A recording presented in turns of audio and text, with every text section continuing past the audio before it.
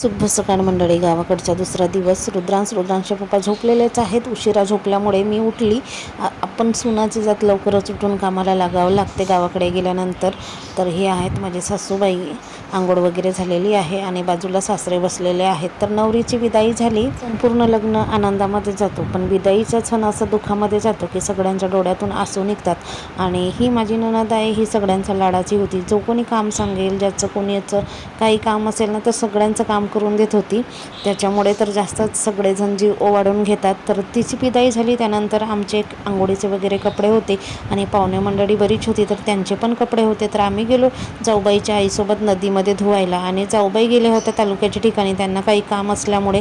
तर हातावर मी अशी साधी मेहंदी लावली होती. आणि रुद्रांशने बघा नदीमधले मासे पकडले आहेत. एका पॉलिथिनमध्ये त्यांनी 3 मासे पकडले. धुवून झालं आणि आम्ही आलो घरी. कपडे जास्त असतील तर मी नदीवरच घेऊन जाते, जरा पाण्याची प्रॉब्लेम असल्यामुळे. आणि नदीवरती कसं भरपूर पाणी असतो आणि दगड पण असतात मोठे.